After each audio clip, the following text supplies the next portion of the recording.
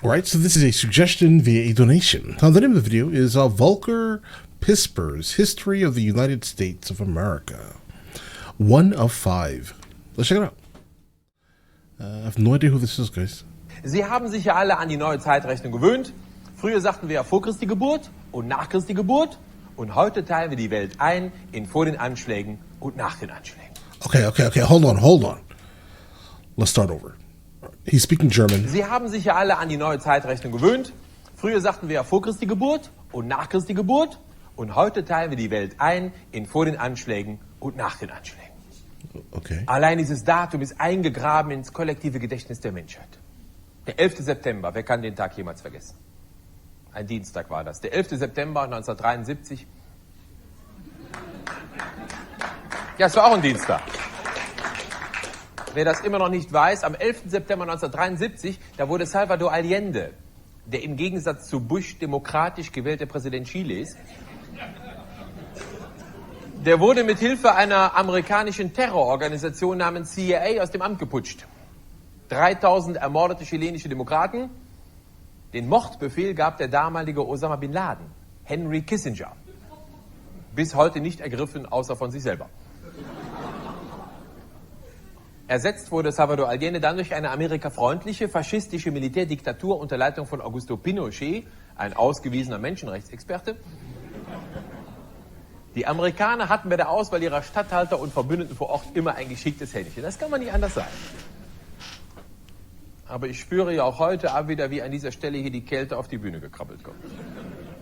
Ich weiß, es ist ein heikles Thema. Der Kanzler hat es ja mehrfach offen gesagt. Er hat gesagt, wir sollen nicht in einen oberflächlichen Anti-Amerikanismus abgleiten. Aber meiner ist gar nicht oberflächlich.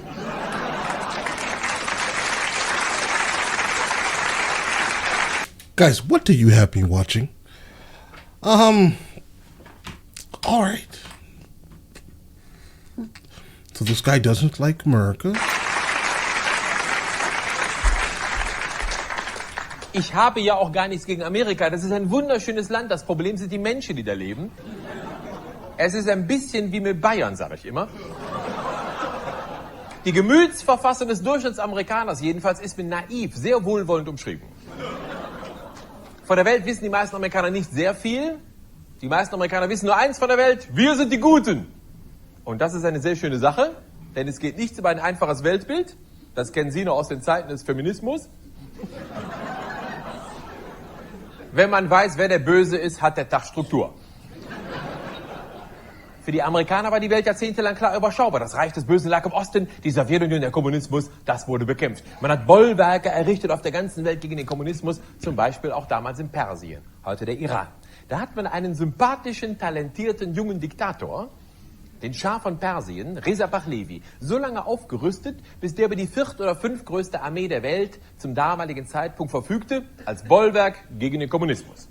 Um die Armee finanzieren zu können, hat der Schah von Persien in guter amerikanischer Menschenrechtstradition seine eigene Bevölkerung derart unterdrückt und geknebelt, dass die verzweifelten Perser sich eines Tages hinter einen religiösen Führer geschart haben, um den Diktator loszuwerden. Der religiöse Führer hieß Ayatollah Khomeini. Da ist jetzt sympathisch nicht das Wort der Wahl. Sie spüren aber schon, wie verzweifelt die Perser gewesen sein müssen. Oder ahnen Sie das Ausmaß an Verzweiflung, das notwendig wäre, dass Sie sich hinter den Papst stellen, um Gerhard Schröder loszuwerden?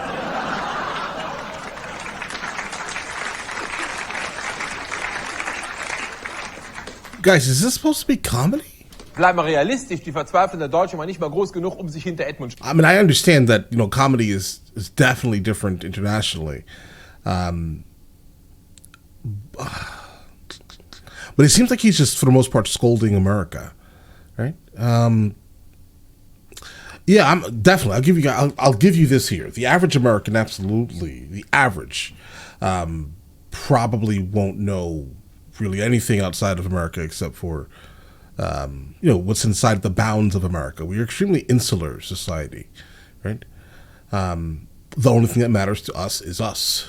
At the end of the day, let's just be real here, because if you're not us, you're something different, and I think we'll exoticize you. Basically, we make you this exotic thing on over there, right, type of thing, guys, and really pay no mind or really much attention to you because you're not us, right? I think that's the overall mentality that kind of bleeds through our overall culture, guys. I never really thought about how it looked outside. I am one of the weird Americans who absolutely live as an expat in Europe, right? So I understand how, some people perceive America, but a lot of these people who perceive America, that I've encountered at least, very specifically that I have encountered, do not like America, but for the exact opposite reasons I think he's saying here, right? They wouldn't be able to speak so intellectually about it. I don't like America because insert weird reason right here. But then when offered let's say a trip to America, the entire thing changes. The whole sentiment of not liking the United States of America changes almost instantly when, if they were given an actual opportunity to go, right? But all right, let's get it. Steuer zu stellen. Aber zurück zu diesem iranischen Ayatollah. Guys, I definitely hope that YouTube does not translate any of the words that he's saying here, because this video will end up getting limited, guys. With a lot of the words he's using, they're flagged. Hat funktioniert. Sie können über Khomeini sagen, was Sie wollen. Der Mann hat eine friedliche Revolution organisiert. Da ist kein Schuss gefallen von Seiten der Demonstranten. Es sind Menschen erschossen worden von der Armee, aber es kamen immer neue Demonstranten. Am Schluss standen 1 Million Demonstranten auf der Straße. Die viertgrößte Armee der Welt mit Gewehr im Anschlag den Demonstranten gegenüber. Und die haben gesagt, dann schießt doch. Ja komm, dann schießt doch. Wie viel wollt ihr jetzt noch erschießen? 50.000, 100.000, wie stellt euch das vor? Hier geht keiner mehr weg. Die Armee hat die Entschlossenheit der Bevölkerung gespürt. Sie hat sie in die Kaserne zurückgezogen, es ist kein Schuss mehr gefallen. Der Schah von Persien musste fliehen. Einer der mächtigsten Diktatoren der Region musste fliehen. Mit Faradiba und ein paar Köfferchen vor Kohle. Ab nach Ägypten, später zu den Kumpels in die USA. Da ist er in ein adäquates Erdloch gezogen. So viel zum Thema, wie ein Volk einen brutalen Diktator überhaupt loswerden kann. Heutige Diktaturexperten sehen das natürlich völlig anders. Angela Merkel zum Beispiel. Angela Merkel zitiere ich ja am liebsten wörtlich. Ich habe noch keine bessere Möglichkeit gefunden, diese Frau zu beleidigen.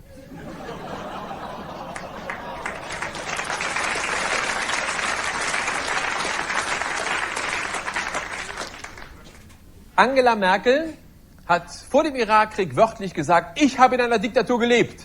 Ich weiß, Diktatoren sprechen nur die Sprache der Gewalt. Da habe ich mich geschämt. Okay. Wir hätten doch die Merkel in ihrem bewaffneten Kampf gegen Honecker unterstützen müssen. Wir hätten doch versuchen müssen, die Brüder und Schwestern in der DDR gewaltsam zu befreien, oder? Mit ein bisschen Glück wäre uns die Merkel als Kollateralschaden erspart geblieben.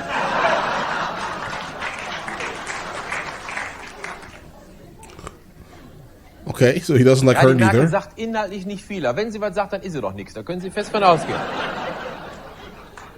Aber zurück zu Khomeini. No, let's not go Khomeini back hat to den Schah him. von Persien vertrieben. Die Perser waren sauer. Die Amerikaner hatten bis zuletzt den Diktator unterstützt. Die Amerikaner waren auch sauer, denn die schönen Waffen waren jetzt in der Hand von Ayatollah Khomeini. Ein religiöser Fundamentalist. Ein Moslem. Moslems. Menschen, die ihre Religion ernst nehmen, für Katholiken unvorstellbar. Der Iran wurde damals quasi über Nacht, 1979, wurde der Iran vom Bollwerk gegen das Böse zum Reich des Bösen selber. Das entscheiden die Amerikaner ja nach Tageslage. Jetzt musste das Reich des Bösen wieder bekämpft werden. Da haben die Amerikaner gesagt, wer kann das für uns machen? Und da haben die auch wieder einen sympathischen jungen Mann gefunden. Der wohnte da gleich um die Ecke. Damals noch nicht in einem Erdloch. Saddam Hussein, ein talentierter Diktator seiner Zeit. Die Amerikaner haben gesagt, Hussein, wir machen ja schon seit Jahren prima Geschäfte miteinander. Wir wissen, du bist ein zuverlässiger, skrupelloser Diktator. Wir rüsten nicht weiter auf. Du marschierst im Iran ein. Du stoppst. I think it would be better to probably say the American government, right? Mainly the federal government. I think would probably be what he's really talking about. I think that's kind of the underlying issue, right? Personally, at least, I think if you with speaking with people from outside of America, right? The United States of America, right? They seem to conflate a lot of things that mean nothing in the country, at least to us. Like, a lot of people refer to the American government as like the figurehead of the executive branch, right? But we have three other branches, guys. Two other branches. Apologies, guys. And the thing about that is that these are equally more important, much more important. Like, mainly, honestly, the ones who make the laws are much more important than the executive branch. The executive branch just sits on their ass and basically signs papers. That's generally what they do. And unfortunately, they are the visual figurehead to those outside of the country. It's basically the logo of the United States of America, if anything. But the average American really does, unless they're living, how about this here, guys? The average American really can go through their life as long as everything that they're doing is remaining, somewhat legal, obviously, without really ever involving themselves with anything federal government oriented, other than the robbery that happens on a regular basis in terms of taxes, guys, right? That's the most federal the average American is going to encounter, right? But the problem is that outside of the country, everyone thinks that the federal government is a great representation of the United States of America. It is not. Our local government is. Whatever constitution you are underneath, let's say, right, based off of whatever state you're in, guys. I mean, that matters much more. The governor can change your life much faster than the president of the United States can, guys. I'm sorry, right? And the problem is that people outside of the country have no idea of that. They just blame everything on the Americans. Which Americans are you talking about? Because it's not my cousin Bob or my aunt, I don't know, Elizabeth. Guys, it's not any of these people. You're referring to the federal government. Please understand there's a massive difference in that, right?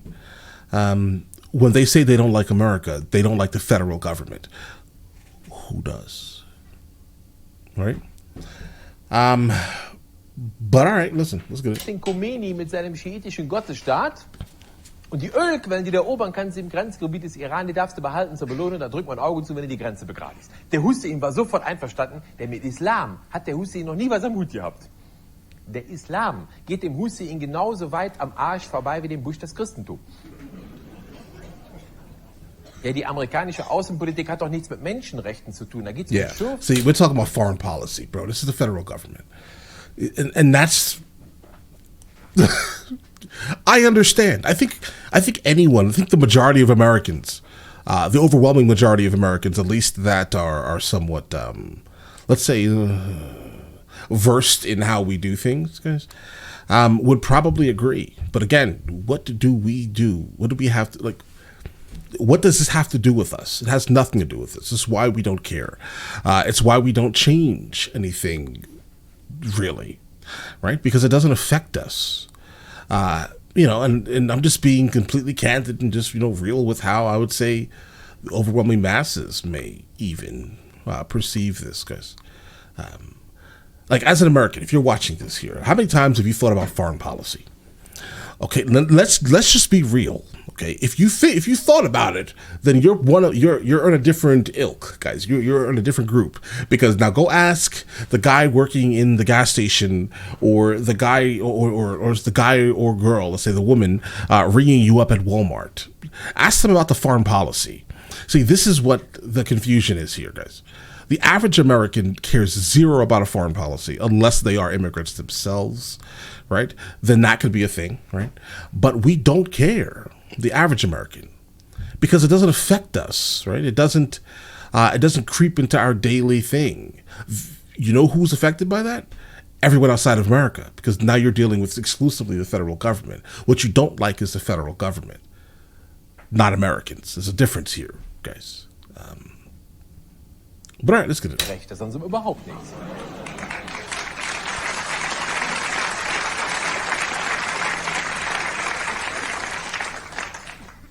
Saddam Hussein wurde aufgerüstet. Wir haben ihn ja auch aufgerüstet.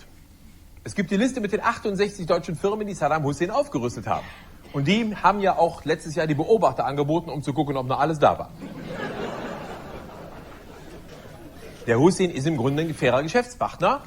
Der hat sich an die Abmachung gehalten. Der ist schon 1980 über den Iran hergefallen. Right. Er hat den Iran überfallen. Ist aber nicht weit gekommen. Die blöden Perser haben sich gewehrt. Die Sache zog sich hin. 8 Jahre lang. Golfkrieg. 8 Jahre lang hat Saddam Hussein mit Unterstützung der Amerikaner einen Invasionskrieg gegen sein unschuldiges Nachbarland Iran geführt. Wir waren neutral. Wir haben beide Seiten schön mit Waffen beliefert. Ja, das sind ja Arbeitsplätze, ne? Ohne Deutschland darf nie wieder ein Krieg ausgehen. Oder so ähnlich. Ja. Nach 8 Jahren hat der Hussein gemerkt, ich komme da nicht rein. Ich kann nicht wirklich Fuß fassen, meine eigenen Verluste sind so groß. Er hat sich zurückgezogen in sein eigenes Land. Die Amerikaner haben geschmunzelt. Der Khomeini war ja 8 Jahre lang beschäftigt gewesen. Ne? 1 Million Tote, schöne Verluste auf beiden Seiten. Den Amis war es gerade recht. Und der Hussein wollte aber seine Belohnung. Ja, da haben die Amerikaner gesagt, ja wie Belohnung? Hast du Ölquellen erobert? Nee, hat der Hussein gesagt, habe ich nicht. Ja, da hast du doch keine Belohnung. Da war der Hussein pampig. Stroppy. Da hat er ein bisschen rumgepumpt und 2 Jahre später hat er gesagt, Stroppy. wisst ihr was, da hole ich mir die Ölquellen jetzt in Kuwait, da komme ich viel leichter rein. Da waren die Amerikaner wieder pampig. Moment mal, Freundchen, welches Land du überfällst, das bestimmen ja wohl immer noch wir. Hussein, zum Mitschreiben. Perser abknallen und Kurden vergasen. Da hat keiner ein Problem mit. Aber Kuwait besetzen, da ist Schluss mit lustig. Der Hussein wusste ja nicht, was los war. Was hat er denn falsch gemacht? Hatte der Hussein irgendwas anderes gemacht als all die Jahre vorher? Das muss mir doch einer mal erklären. Was hat Saddam Hussein 1990 anders gemacht als all die Jahre vorher? Hatte der sich verändert? Nee, der hatte sich einfach nur rumgedreht. Und hatte eine andere Nachbardiktatur überfallen. Kuwait ist genauso eine Diktatur wie all die Länder da unten. Sie Bro, I get it, bro. I get it. Right? If you're going to sit here and facilitate this one evil for this one evil to persist in one region, you cannot be surprised when that one evil turns around and does the exact same thing back kind of towards you. I get it, bro. But yeah, I understand. I understand completely. Your argument is with the wrong people, bro. I get it, though. I get it. But all right, listen. Let me know in the comments why I should be continuing these. Apparently, there are 4 more, right? But I don't know his direction, guys. I've never heard of this guy before. I have no idea who he is. Bro. But all right, let me know in the comments why I should be checking out more of these guys, and I will. Listen, you guys all have an absolutely amazing day. Enjoy your day thoroughly.